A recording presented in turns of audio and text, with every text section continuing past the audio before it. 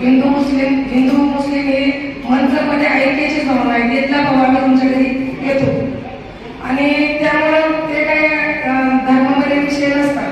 परंतु उद्या जी मिरवणूक असते, मोरडवाडीचा मोरेश्वर आणि निवडवाडीचा राजा, या दोन्ही मिरवणुका ज्या असतात त्या दोन्ही मंडळांच्या नियोजनातून चालू असतात. अजून एक तिसरी मंचाची मिरवणूक असते.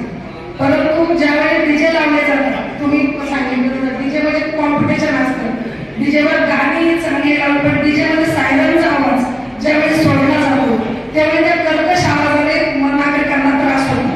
आणि सगळ्यात महत्वाचं म्हणजे जो आमचा निवडवाडीचा राजा आणि मोरडवाडीचा मोरेश्वर यांची शिवाजी महाराज चौकामध्ये जी भेट असते ही अप्रतिम भेट आणि अंगावर शहारा आणणारी भेट असते.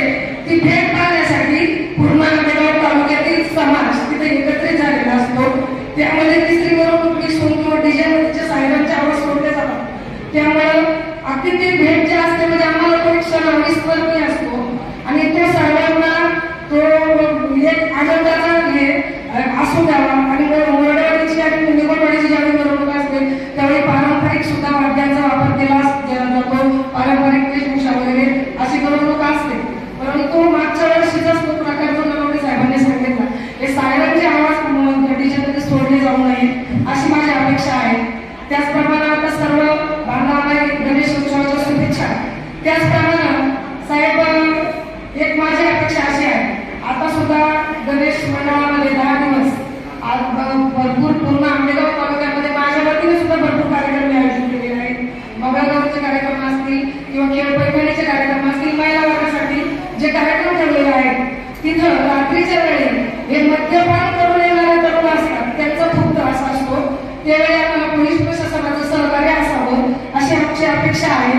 आणि पोलीस प्रशासनाला आमच्याकडून काय अपेक्षा असतील, आम्ही सदैव तुमच्या बरोबर तत्पर आहोत. आणि जरी तुम्ही सांगितलं नवाडे साहेब की बाबा आम्हाला इथं वेळ देत मॅडम तुमच्या पद्धतीने आदेश करा, त्यांना ठोकायची आमची तयारी आहे, फक्त तुम्ही आम्हाला आदेश द्या.